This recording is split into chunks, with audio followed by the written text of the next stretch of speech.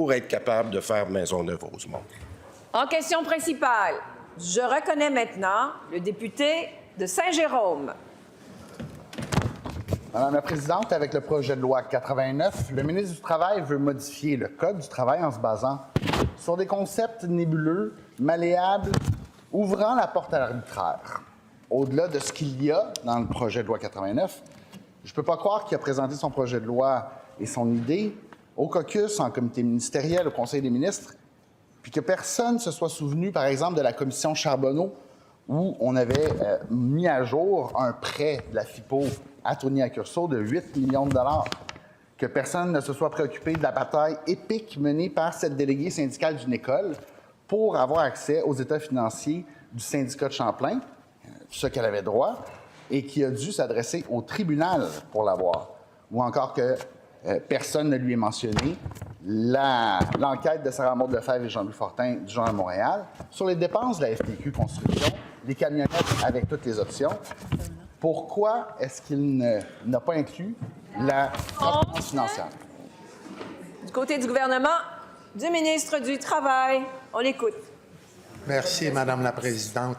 On va y aller étape par étape. Ce projet de loi-là s'intéresse à la protection des besoins fondamentaux de la population en permettant d'établir un niveau de service minimal pour les personnes notamment qui sont en situation de vulnérabilité suite à une grève ou un lock-out. Si mon collègue fait référence à des dépenses exorbitantes, il y a eu un débat sur la place publique.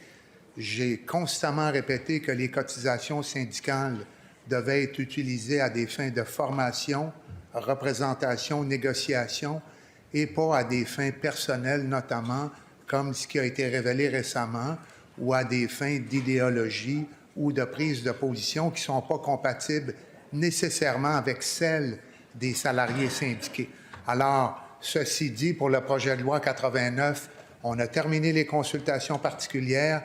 On va amorcer incessamment l'étude détaillée, article par article, avec les partis d'opposition, dont mon collègue, et on va s'assurer d'aller de l'avant.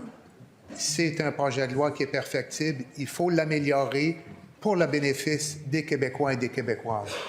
Première complémentaire. Je dois reconnaître que le ministre s'était déclaré choqué et profondément outré des dépenses. Alors, si son projet de loi est perfectible, est-ce qu'il est ouvert à revoir, par exemple, le projet de loi de son collègue, actuellement ministre de la Sécurité publique, qui, en 2011, proposait la transparence financière, des états financiers vérifiés, envoyés au ministre, puis rendus publics? C'est tout simple, on pourrait l'ajouter. La réponse du ministre. Madame la Présidente, on aura l'opportunité d'en discuter certainement. Je vois mon collègue d'Hochelaga Maisonneuve sourire, même rire. Écoutez, la transparence syndicale, il faut rappeler à nos collègues qu'actuellement, il y a un article 47.1 du Code du travail qui prévoit la divulgation d'états financiers de la part des syndicats et qu'une personne, membre d'une unité d'accréditation syndicale, peut demander d'en recevoir copie.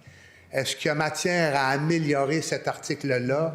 Je pense que oui. Encore une fois, l'objet du projet de loi 89, c'est de considérer davantage les besoins de la population, de trouver un bon équilibre et on va y aller étape par étape. Deuxième complémentaire.